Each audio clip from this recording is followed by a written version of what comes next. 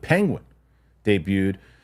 And this was one where I was mentioning beforehand with my wife, this one is aimed more towards me than it is my wife's taste. And she doesn't know it yet because I told her because we're going to watch the Batman together.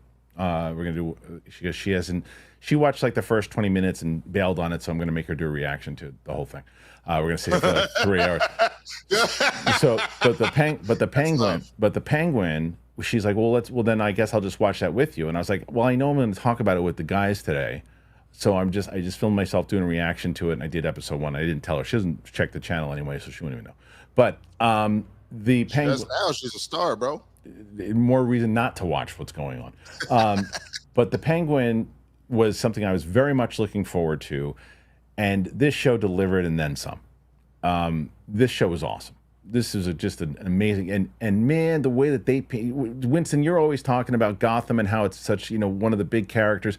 The way that they paint Gotham in this show, I mean, it is so gritty, so right, and it doesn't look. Sometimes when there's shows and movies that come off of other parts of that franchise in the IP, it doesn't look like anything like that IP. What are you talking about?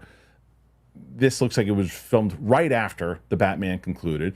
Yep. It opens up pretty much letting you know that, yep, everything in that movie happened, and these are the ramifications of that, and this is what's going on here. Colin Farrell is just doing masterful stuff in this role.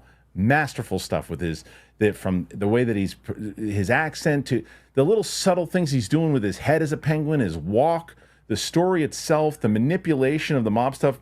Coy, I was talking to Roxy, and she told me, like, because I said, does it have that Sopranos vibe? And she said, well, Coy had mentioned it has like a Breaking Bad vibe.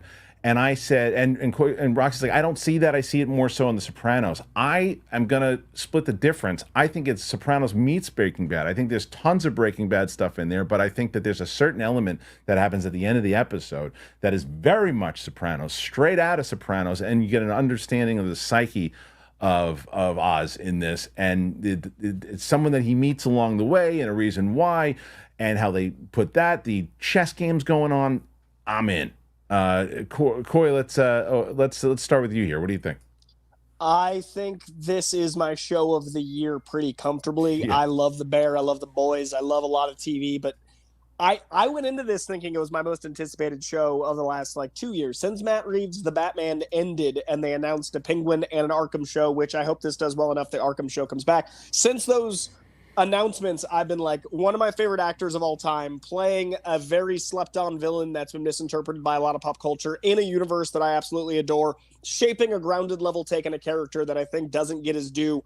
All of this is my jam, and then the show overperformed for me. This show had a 10 expectation, landed at a 12. It did the impossible where it had to be pure gold for me to love it, and then it was better than I hoped.